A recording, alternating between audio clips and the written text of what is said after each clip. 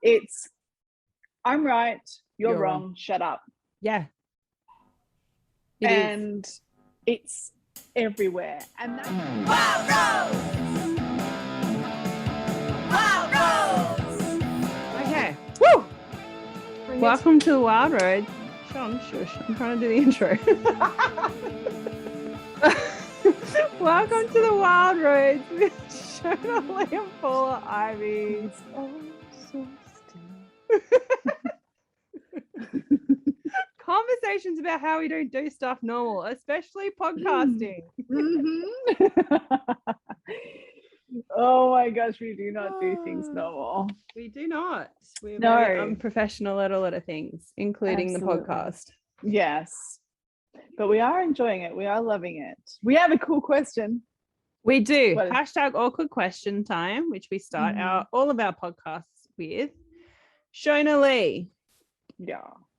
If you had to be a movie character from an 80s or 90s classic movie, who would you be?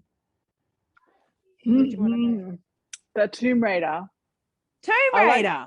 I like chicks with muscles. Long hair, muscles, strong, kick-ass. Hells yeah. Yeah. That was definitely, that was my biggest thing. That's exactly who I wanted to be. Kind of, that's why I worked out so hard, because I really loved muscles and strength and bravery and courage, and then the romantic in me wanted to be Baby off Dirty Dancing. Oh yeah. Everyone wants to carry the watermelon. Oh my god. Get it on with Patrick Swayze. Hells yeah. Oh, that that bit just above his butt on his back. Yeah. Oh yeah. Yeah. What about you? I have a few. One of my favorite movies was Buffy, the Vampire Slayer. Yeah. The original one. I wanted to be Buffy. She was kick-ass. Yeah. She was definitely kick-ass. Yeah. And that one was really cool. And because she was like a cheerleader, and she was like, everybody thought that she was just like this ditzy chick, but like she kicked ass. I never saw it. A girl whose desk was next to mine when I was working for a winery, like in a office environment, administration, and she used to be into it. Like she would be so obsessed and loved it. So I'd hear about all the episodes, and I thought, wow, this is pretty cool. No, the original movie, not the episodes. It's the movie, not the episode. No, the episodes. I didn't really watch them. But the original movie in the 80s, it had Luke Perry in it. Luke Perry, I forgot about him. Yeah. Yeah, he was hot. What was he? He was so hot.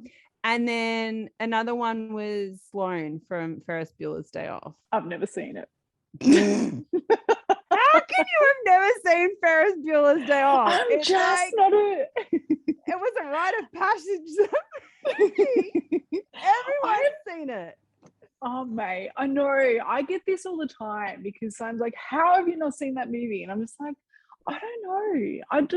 I reckon I've probably seen a 10th of the movies most people have seen. I'm not a movie buff. Nah, I'm just not. That's where you and I are very different. I am very much a movie buff. Yeah. Movies. Yeah. I used to, like when I was like maybe, around 12 to 14 and stuff, I'd watch all the movies and I'd watch them over and over and just quote them and just do the lines and stuff, And then I just got into other stuff. I don't know. And even now, like they'll, the fam will say, do you want to put a movie on or something? And I'm just like, yeah, you guys go for it. Because I just get bored. I get bored. Oh my gosh. I love movies. I guess I really get into like the whole putting a visual story together, I think. Like I don't know if I watch movies completely to like chill out and like numb out, but I really like looking at the way they've told a story. A movie. I'm just really into the art of it. But I think Yeah. I do love the entertainment and the cheesiness factor too. Like comedies are definitely my jam. Yeah, rom-coms and stuff are cheesy. But I mean, when there's an amazing film, like I absolutely appreciate how it's done. Like I remember Schindler's List and how Schindler's List was done. Like I was just like, wow, like that's that was just actually totally totally horrible, different. story, but the way that movie was filmed was incredible. Yeah, that's it. So the artistic, way of doing, like I appreciate that definitely. And when there's a good movie, I'm hopeless because I'm just like, I'm not going to watch a new movie. I want to watch that one again. Like that's I know what I know and I like what I like. Yeah, exactly. Exactly. Nothing will ever beat that movie. What's the point? But I think when we get to go to cinemas again, I'll probably reignite the passion just to do that, because I do enjoy doing that. Yeah. So fun. Yeah. We actually watched the original Teenage Mutant Ninja Turtles movie on the weekend. And my son, who's 5. Brilliant. Yeah, he's like fully into the Ninja Turtles. I'm like, yeah, let's watch the movie. It's so good. And like me and my husband were like nerding out over this movie the entire time. We're like, oh yeah, this cheesy one-liner, this liner. Like we're just like, and he like, our son enjoyed it. He really liked it. But within like the first, I don't know, minute of the credits, he was like, is this from the olden days? I was like, yeah, it was made in the 80s. I was like, that's not the olden days. He's like, whoa, that's so old. I was like, oh. It is. It is actually. When you think about 80s is 40 years ago. That is a long time ago. I was about to say, no, it's not 40, but then I had to remind myself that I'm 39. I was like, I'm almost 40. So yes, it is 40 years ago. You're almost 40. I'm just like in my 5th decade. Oh, what? Am I? 0 to 10's 1. 20, 30, 40. I'm up. Yeah, I'm in my 5th decade in it. That's I want to swear so hard right now because I just do not feel. I feel 30 still. That it doesn't make sense. In mind, the maths does not add up when you think about what it feels like. No, when you do the multiplications on the paper or the adding in your head. Should I say another multiplication? When you do the add ups in your head. And you think about how it makes you feel. You're like, it doesn't add up. It's not. Do you know what was really funny? I was taking Indiana to school today it's her exams, right? And I was dropping her off and we had the radio on. And this lady was on and she said, like, Christmas, as we know, Christmas has come so much faster this year. I'm just like, no more faster than any other year. Still but 365 days. Yeah. Still, it's like when people say, geez, the sun's hot today.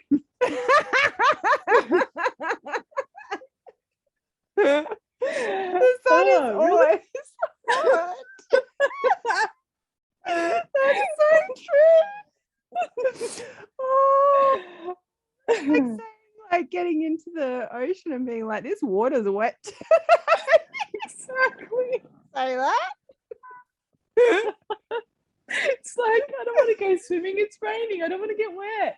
Yes. Oh my gosh. How funny are people? Oh, it's so funny. I love people for that. I live for that sort of stuff because it really, I'm so entertained. I love the head scratching moments. You're like, what?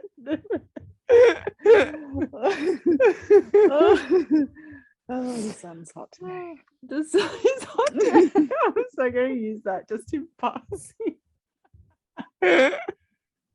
Oh, the water's really few wet. 1,000 bloody billion degrees. Oh, funny. Oh, okay, so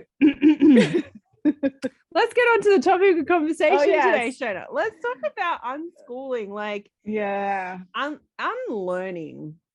A lot of like what I found when being an entrepreneur and building my business and my brand and all of the things, and just really taking the not normal road of doing stuff, taking the wild road, not doing stuff normal. That a lot of what I've learned so far about being an entrepreneur and building my business and building my brand and doing stuff not normal, taking the wild road of what I want to be doing for my life's work, that a lot of what I've learnt is about not so much about accumulating more knowledge and learning more skills and things. It's actually been more about unlearning.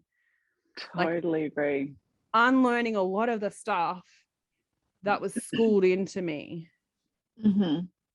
So mainly through the schooling system, I think that this, like, this isn't a diss on the schooling system, but I feel like for me and where I've come to in my life to this point, and the road that I've taken to get here and the experiences that I've had, is that a lot of what I've done is to unlearn a lot of the things that I learnt in school, and that were a big part of what schooling actually is. And I mean, we're homeschooling our kids now. My daughter went to school for a little bit in between us traveling and coming back, but we decided to go back to the homeschooling because I've noticed a really big thing that was a big theme for me with this whole journey is the anxiety around getting it right and having to find the right answer and having that be the result of whatever it is that I'm doing. And I've noticed this. This was one of the big things that I saw in my daughter. Good. And she was in school for half of kindergarten and then all of year one, but half of year one was at home because the schools were closed. Yeah. And the second half of year one, that was the biggest thing that I noticed with her. She would get this anxiety around trying to make things perfect and right, because otherwise the teacher's going to think that it's wrong, and she didn't want to be wrong, instead of trying her best and exploring what the activity was about and like having a go and trying something and figuring things out. She's like, what's the right thing, Mum? Like what's right? And this big focus on what's right. And that actually, her being so young, excuse if you can hear kids in the background, FYI, this is mum life. Mum life. But this was a big thing that I have been unlearning, is that there is more than one right answer. This is something that's been really big for me to unlearn, is like to explore and to see things from different perspectives, and to find my next right answer, and to be able to see that other people have right answers for them as well. Because when you are an entrepreneur and working in this world, there are so many opinions and things that people stand by, and their beliefs and all these beautiful things that we want to bring to the world to try and make it a better place. But also understanding that what's right for you might not be right for another person, and there's no one right way to do anything. There's always many different ways to look at stuff. Absolutely. And to come to a different answer. And this is something that I've noticed. There's like trends on like TikTok and Reels and stuff, especially around getting the answer mathematically, for example. Like mathematically, there is an answer that we need to find, but the way in which you find it, there are many different ways to be able to do that. That's right. And there's so many different things around school that we're always marked upon, did we get it right? In particular, like when in the older like classes and exams and stuff, you have to show how you got it, and you're marked on the method in how you got that. answer. Yeah, you get right? marked on the answer and also marked on the method of That's finding right. the answer. Yeah.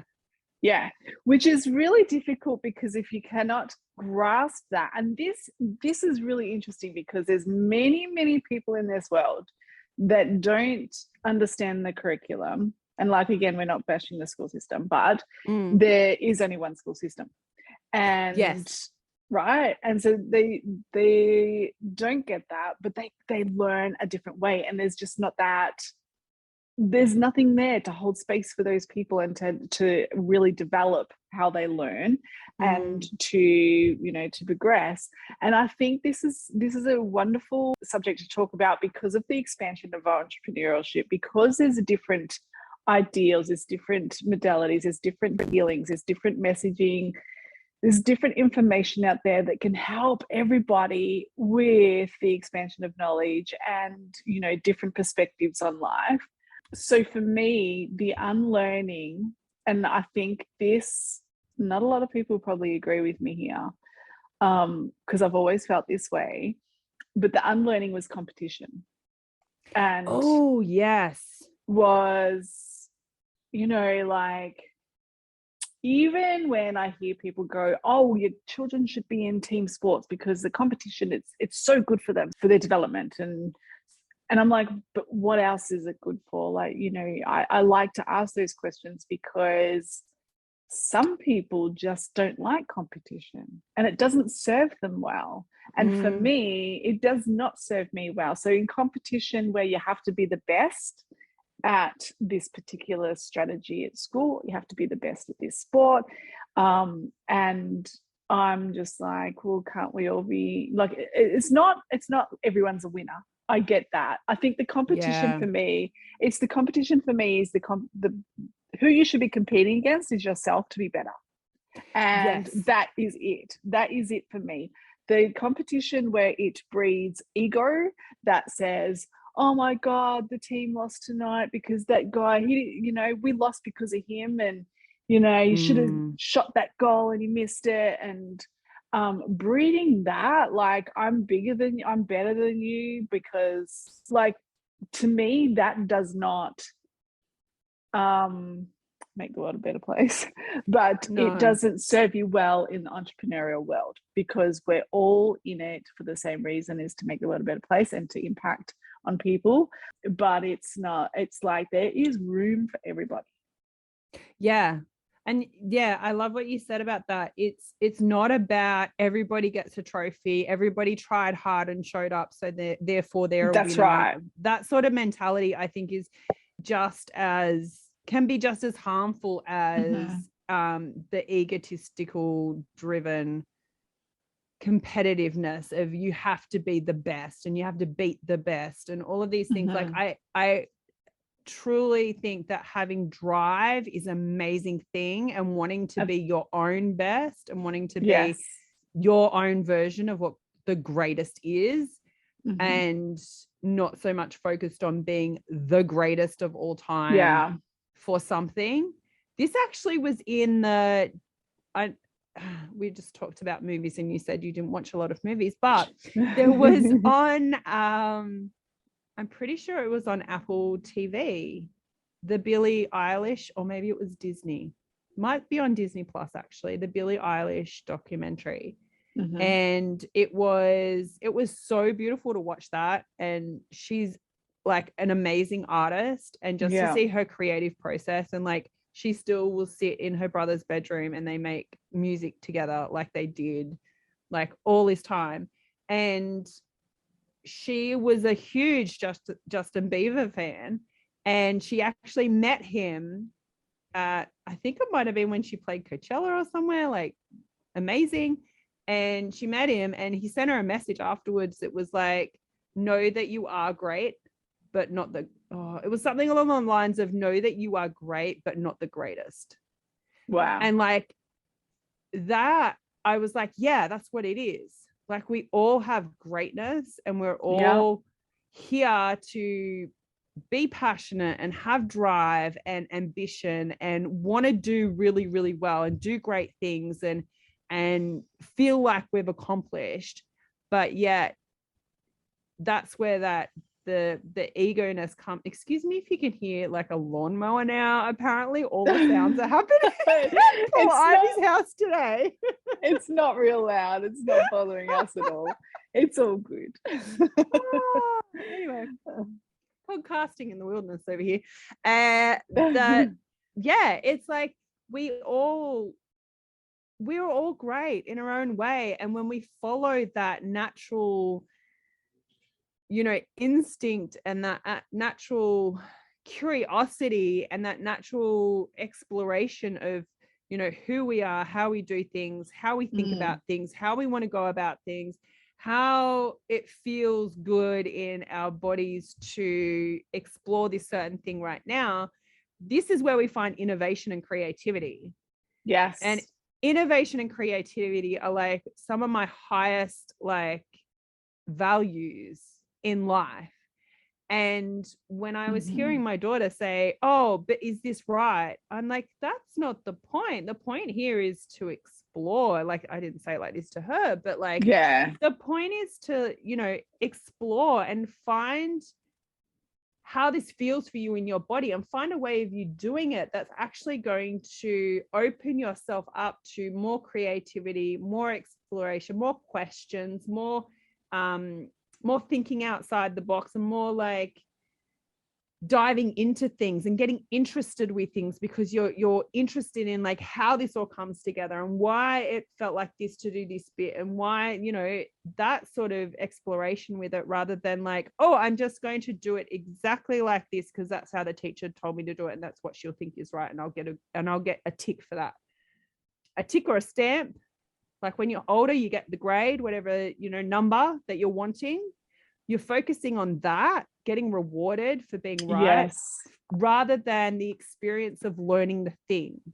Exactly. And this is where I think that like schooling doesn't suit everybody. That's right. And especially, I think they do a brilliant job, depending on what schools you go to. Like we've had experiences at a few different ones, and teachers are amazing people and they do a brilliant job with the resources and things that they have. And I think there is a desire there to make it more, inclusive of different learning styles and all of these things. But the thing is, like, the system is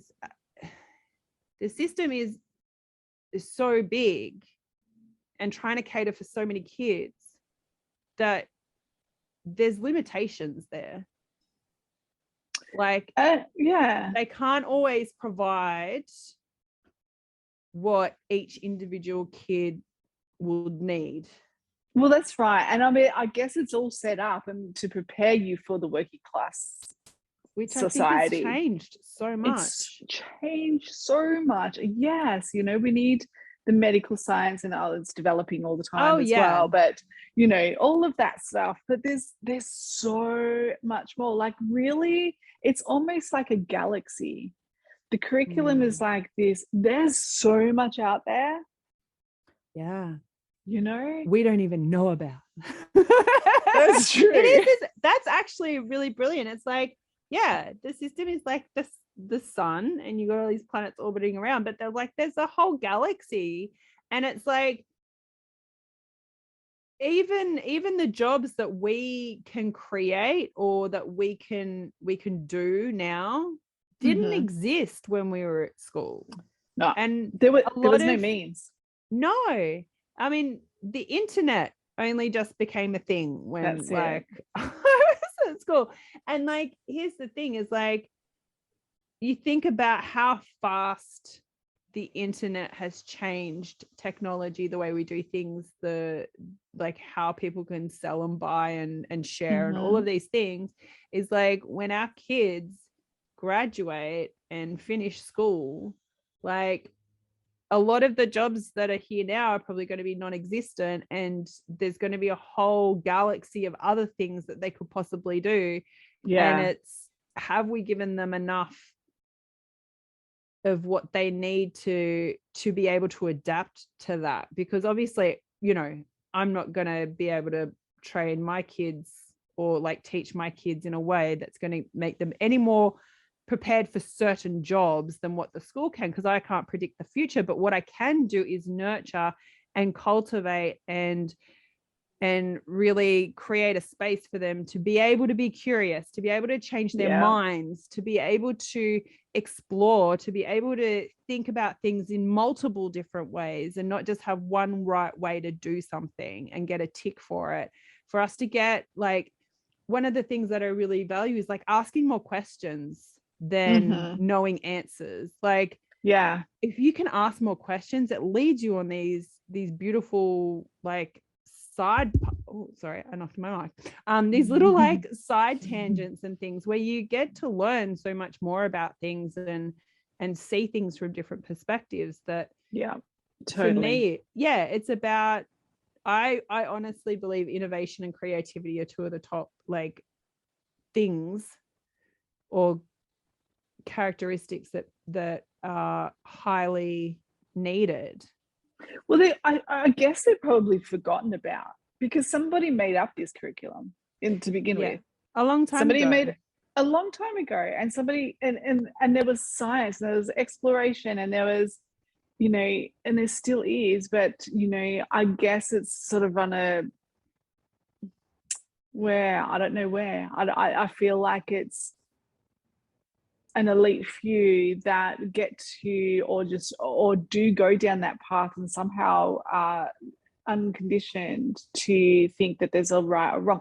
You know, can you imagine if we never did have the people that invented something that won the Nobel Peace Prize, and we didn't have that? And that's what I think that we've lost that encouragement to do that, because that comes with a lot of failing. It does. This is the thing, that school is sort of this, it feels like this reward system. You get it right, you get a star, you get a sticker, you get a tick, you get a A, you get a 90, you get whatever it is. And you feel really good about that because, like, I did it right and I got there and all of the things. It's like, if you so-called like fail with inverted bunny ear quotes, that you get a cross. That's not good enough. No, you didn't do it right. Let's do that again, sort of thing. You need to get better at this, at doing it this particular way, instead of like encouraging failure, like what is perceived as failure. For me, failure is like, it's the biggest learning thing for us, is like the more that we can fail and the more that we can really try things out and give it a go and go, okay, that didn't work. You learn something from that. And the next time you do it, you go again, and you remember what you so-called failed last time. You're like, oh yeah, I tried it that way, it didn't work. Let's try something else. And actually encouraging that try again, how else can we do this? Okay, I was just interrupted like 15,000 times then, so I was talking about something and I cannot remember where I was to pick back up, so we're just going to put this in here. So Shonah, you I was too busy, like I was interested in the kids. I was like, what are they up to? What are they doing? So now I've lost it as well. I think that encouraging the exploration, and not that it does that. Because can you imagine, right, sitting in a classroom or getting, like, I've been here, I know what this feels like. You've got the answer's right. Yeah. But how you did it, they're like, no. That's not the right way to get that answer. That's not, you don't understand it. You don't understand the concept. So no, you can't get the mark. And it's kind of like, but I got the answer. And then, especially when you're younger and you can't discern, and you lose trust in yourself. And so all of a sudden you're second guessing yourself straight away. Yeah. Which blurs everything that you've worked out, and you can't remember how you worked it out. Yeah. And now there's the leaf blower. Fucking hell. Oh my God. Apologies for all the sounds on this podcast. Doesn't matter. We're just secretly playing a guess this sound. No. Guess this sound. What's the next sound that's going to happen at Paul Ivy's house? Oh, that's a great game. Hey, a chainsaw. P. Some pots and pans. It's funny. Yeah, I really feel like that, like the how to get to your answer. And this is something when we spoke to Emma Clayton and we did the interview with her on our podcast, which was an amazing episode. And it is. She was talking about being in the corporate environment and, you know, having that, like not having that self-confidence or that self-trust to like speak up when something intuitively felt like the right thing to do. Yes. And this, I mean, we're not just talking about entrepreneurship, like even working in corporate environments, in jobs for other people, when you have that feeling about something, that feeling of like, oh, maybe this might work, or thinking about doing something from a slightly different perspective than what was the norm, then, you know, having that confidence and that, you know, that self-trust and that self-belief that, yeah, I can share my idea and it be, you know, worthy, it be like taken seriously. It would be received into consideration, because this is the thing. It's like, if there's only one way to do something, it kind of takes out the creativity and innovation of like how businesses can grow and evolve, whether you are working for somebody else or whether you're creating your own.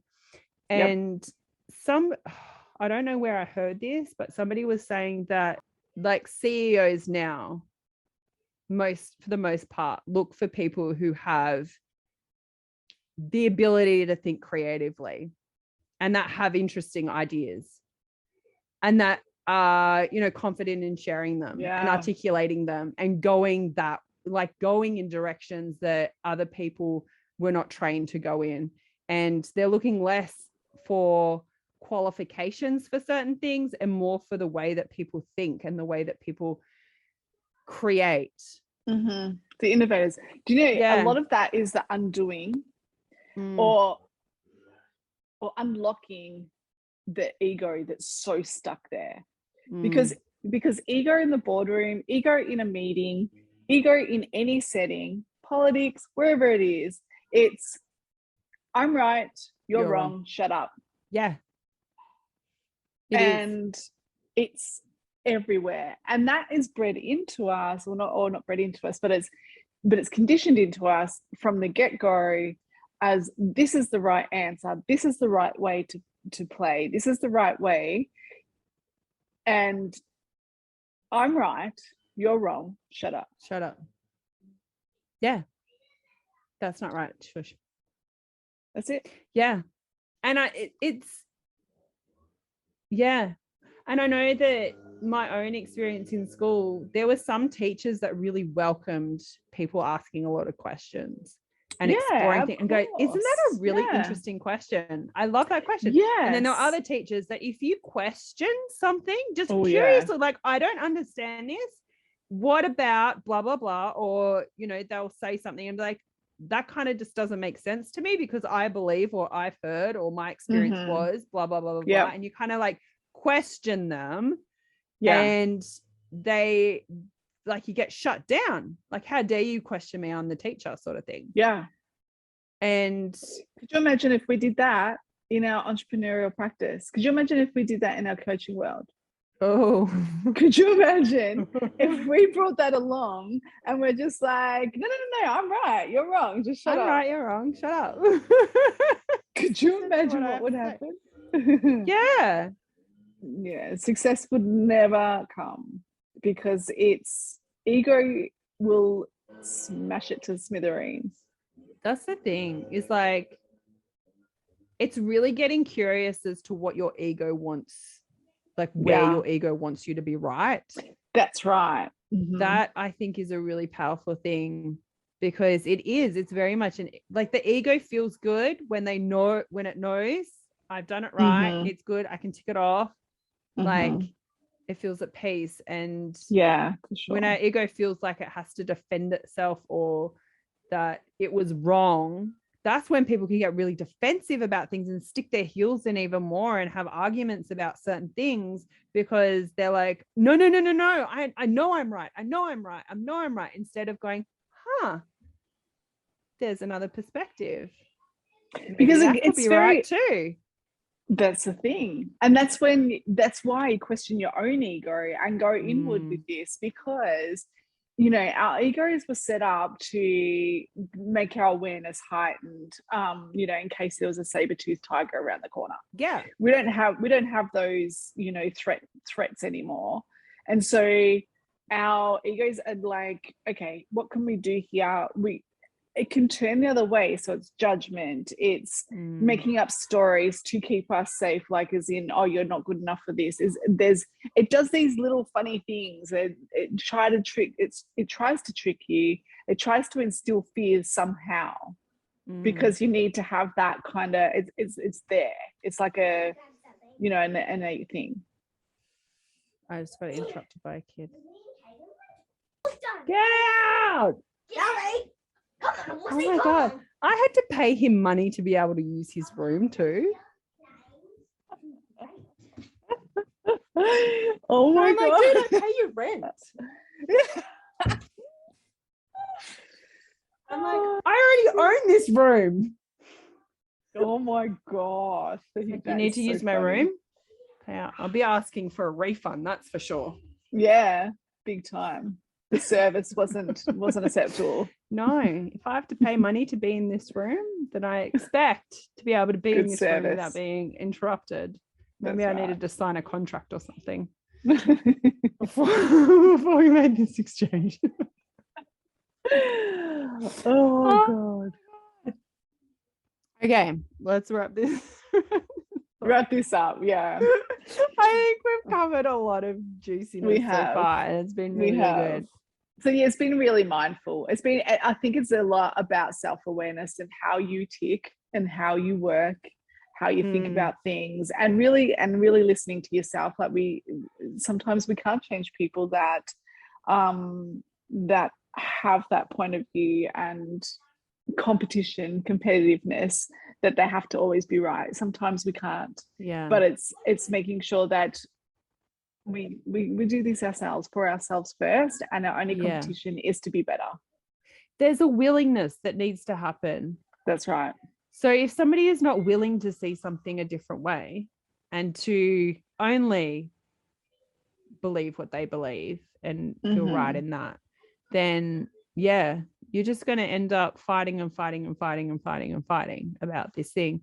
So I think that's one of the things for me has been just to be okay with people thinking that I'm wrong about things and not make it mean anything. Doesn't mean, this was a big one for me, was like, it made me feel stupid.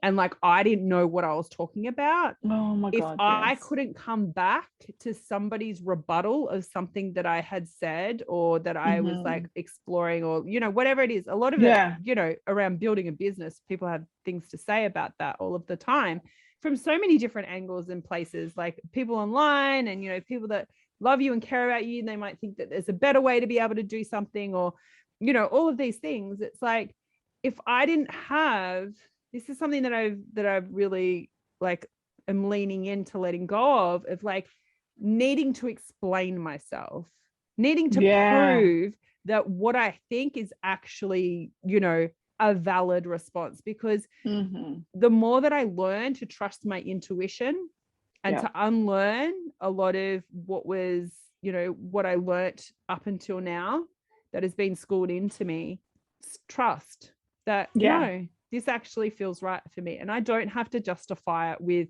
a intellectual academic response with all of the words in all the right places, with all the references and all the study, whatever. Exactly. Yeah. But if there's something that feels true for me, that's okay. And it just gets to be, and other people can think that I'm wrong. That's them. It's not my job to convince them. Prerogative. Yep. They need to have the willingness to just see something a different way. It doesn't mean that, you know, I want somebody to change their beliefs, or like the point of having different opinions about something or beliefs about something is to change other people's beliefs and opinions and things. It's just to bring more awareness and openness to conversations about, That's really cool how you see it. This is how I see it. And you don't have to agree. That's right. We're all different. We're all made different. We work a different way. And I think if we just think about being really epic freaking humans in this life, start with that. Mic drop. Wild Rose! Wild Rose! Wild Rose! Wild Rose.